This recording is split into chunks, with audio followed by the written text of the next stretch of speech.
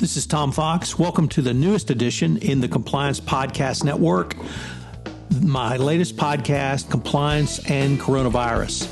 As the voice of compliance, I wanted to start a podcast which will help bring both clarity and sanity to the field of compliance, the compliance practitioner, and indeed the compliance profession during this worldwide health and healthcare crisis.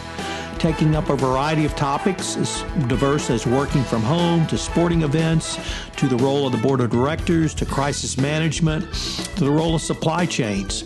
We will look at all of these in this podcast. If you have a topic you'd like covered on compliance and coronavirus, please let me know. I'd be happy to do a podcast on it. Today I visit with Sam McLane. Sam is the Chief Technology Officer at Arctic. We consider the work from home environment, but from a little bit different angle, identifying exhaustion or frustration and physical clues that might be available on video calls. It's an area that every compliance officer needs to be aware of.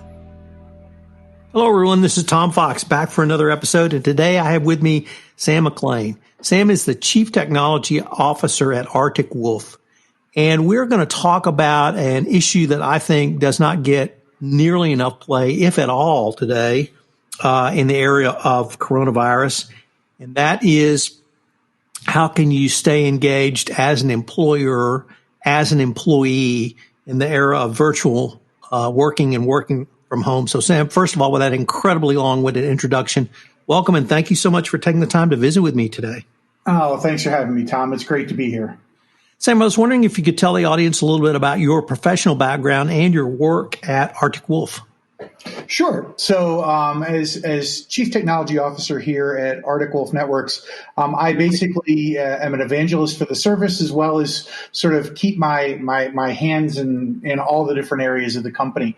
I was one of the original founders of the company, and so I've basically been a salesperson. I've been an engineer, a security professional, and so I've sort of seen and done just about everything we do. Prior to that, I was a product manager and a sales director at Blue Coat Systems. So I've been in cybersecurity for 2.5, 3 decades, doing this kind of work, almost always managing remote workers, whether they be sales engineers, security professionals that tend to work remotely. But that's sort of been my life, as it were. Sam, one of the key issues in compliance during coronavirus is, how do you keep employees engaged?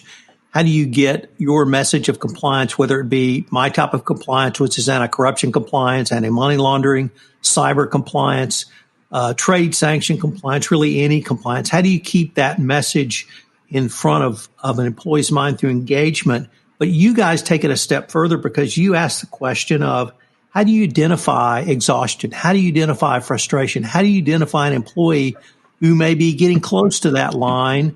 They haven't crossed it yet, but they're certainly kicking dirt on it. How can you use the tools that are available to us today to keep employees engaged, and from the employer side, kind of to make sure everybody's okay?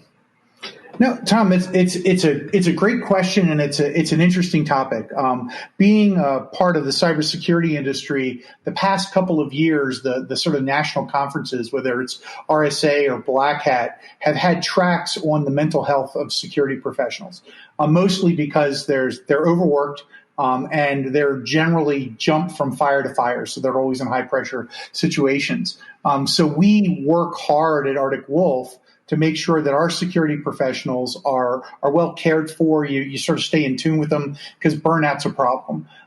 Take into account now the sort of work from home COVID environment from the past 5-6 months, and you add the element of you're no longer with that person. So, when you're in an office environment, you'll walk past someone's desk and you'll notice it's dirtier than usual, or they'll come in and they won't look like they've had a good night's sleep in the shower. And so you can actually lay eyes on the environment that a person sort of surrounds himself with. And in a Zoom world, all you have is that tiny little window that the camera captures, and you have no idea what's happening when they hop off a Zoom or just as they've come in, because they've literally transitioned from a home environment back into a work environment. And that context switching doesn't have a car ride, doesn't have a bus commute or some kind of a time to sort of change mental states. And that's a fairly unique work environment to get used to. So what we try and focus on are what are the kinds of signals that you get from a remote engagement through Zoom that are going to be that kind of new signal, if you will. Let me take that perhaps a step further. I've done professionally a lot of interviewing, not necessarily adversarial interviewing, but an internal investigation interview, a risk assessment interview, an audit interview. That's part of the compliance profession, or at least it was, a face-to-face interview for a variety of reasons. That is no longer available. As a lawyer, I was taught to utilize many of the same skills you just articulated. What does the person look like? What is their body language? Their hands, are they shaking? Just a variety of signals. And now those signals are in many ways not available to me. Are there strategies that you guys are helping clients understand to perform the types of work they have to do remotely now, such as an interview, such as a risk assessment, such as an audit? Are you getting those types of questions as well? So we do get some of them, but our engagements with our customers tend to be more consultative. It's not quite a compliance-like interview. It's more of a, hey, we just discovered that this person downloaded a malware-attached file, or we've detected a new vulnerability in your firewall that you need to fix. But what's interesting is that you have some of the same signal patterns of, is the customer actually engaged? Are they paying attention? Do you feel as though they're going to take the action, the remediation required to clean that up? And usually we work remotely in that instance, but more often than not, we were calling their office. And so you again, the mindset and sort of the composure of the individual was definitely more of I'm in a work environment. Now you're talking to someone and a dog barks, or a child comes in with homework problems, and it's really difficult. And so we are starting to teach the teams about the kinds of signals to look for to make sure someone's engaged. And again, that's similar to, are you operating in a business environment when you're working from home? Are you keeping compliance and regulatory issues and workflows sort of, top of mind so that you're not making mistakes? Sam, what are the maybe top 2 or 3 questions that you're getting from your client base now around cybersecurity in the age of coronavirus? So the top 2 things that we hear most often are, how do I make sure that my employees' home environments, which are now part of the work environment, are secured? And how do I make sure that the devices we give our employees, like a laptop, aren't being used for other purposes? Again, it goes back to sort of that idea of, if you're a lawyer and you've got, confidential data records on a laptop, you're almost certainly not going to let your children go and play with it. But now that your work environment might be a portion of the kitchen table or a desk in your bedroom, depending upon what your home work environment is like, it's a lot harder to make that separation, because you're there all the time, and that life-work balance now bleeds all together. And so we work with our customers to say, make sure that the security measures you have on your laptops are tested and are correct for the amount of risk that's there, and also make sure that you've got the right visibility. So if things are going sideways, you can detect them from a security perspective. And then also, just as an aside, because it is an issue that's pretty dear to us, make sure your people are engaged. Because if an employee is starting to lose interest in the company, if they're starting to get burned out, that's also a risky employee for, I'm going to take a sales list, or I'm going to take customer data on my way out the door. And so there's risk that's increased as employees get more frustrated working from home. Sam, I've been doing this podcast series, Compliance and Coronavirus, since about mid-March. And I used to ask a question which was along the lines of, where do you see we'll be in Q3 and Q4? And unfortunately now, as we're recording this in late September 2020, I'm afraid I'm going to have to ask the question, where do you see us maybe a year or even 18 months out from now with some of the top cyber issues? So that's a great question. And I think 12 to 18 months is probably the next correct sort of time frame. So I agree with that. So what I'm starting to notice, what we are starting to notice is that as people go through sort of with the withdrawal and fatigue of being at home and not being able to do all the social things, they're also missing that interaction, that human interaction that you got in the work environment.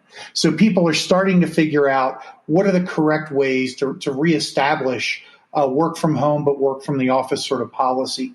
The interesting thing there is that there isn't an HR group out there that's not going to say, if you have someone high risk in your life, don't come into work. You can stay home and you can work remote. So there are a couple things. One, the work from home environment and all the risks that came with it aren't going away anytime soon. So no matter what else we do, we have to maintain the vigilance of monitoring people's environments as they're a robo warrior, if you will. But the other thing is, as soon as you start to have some people coming into the office and others staying at home, you have yet another issue of how do I keep the inclusion? How do I keep from alienating the people that are there? How do I keep from ostracizing them? Because a lot of times you're going to have a group of people that get together at work all the time. Let's say you do it team-based, and a team member that's staying at home isn't going to be there for the lunchtime and sort of the water cooler type talks. So how do you deal with that? And at Arctic Wolf, especially for our security professionals, we have video conferencing that spans the offices so that if you're working from remote, you show up just like you would in a Zoom. And we have done that from the beginning because we wanted to keep that sort of team dynamic, sort of a remote worker should never shut off their laptop or put their phone down from a client call and then feel like they're alone again. We wanted that feeling of you're always part of the company, part of the team. And that dynamic works really well for non sort of disparate work people in making sure that they feel included. So it's kind of an interesting thing of, you know what, if you've got conference rooms with video gear, make your team meetings in there and make sure that everyone can join it and leave them up so that people can join in, leave the door open. And that way people go, oh, hey, Sam, how's it going? Good to see you. How are the kids? They can get that kind of personal interaction. It's a small cost, but the sort of the casual interactions that it drives definitely increases both the mental health and the inclusive feeling that you get as an employee. Sam, unfortunately, we are near the end of our time for this episode, but I wanted to ask two things. One is, if anyone wanted more information on yourself or Arctic Wolf, where could they go? So if you'd like more information from Arctic Wolf, feel free to go to our website, arcticwolf.com. There's lots of information there about what we do as far as providing managed detection, managed risk services. If they'd like to get in touch with me, I'm on LinkedIn. And you can reach me at Arctic Wolf as sam.mclane@arcticwolf.com. And the second thing is, as we move forward through the end of this year and into 2021, perhaps I could call upon you again to give us some guidance on where we might be in the cybersecurity world at that point in time. I'd love to talk to you some more. Hello, everyone. This is Tom Fox again. I'd like to thank you for listening to this episode of Compliance and Coronavirus. This is the only B2B podcast which brings clear and sane information for both the compliance professional and a business executive. If I could ask you to do one thing, if you could tell one person about this podcast, I'm trying to get the word out about this most unique podcast in the Compliance Podcast Network. So if you could tell one person about it, send them a copy, send them a link, do something to help me publicize this podcast, I would greatly appreciate it. Compliance and Coronavirus is a production of the Compliance Podcast Network, and it appears Tuesday, Wednesday, and Thursday of each week. Thanks again for listening, and I hope you'll join me again for another episode.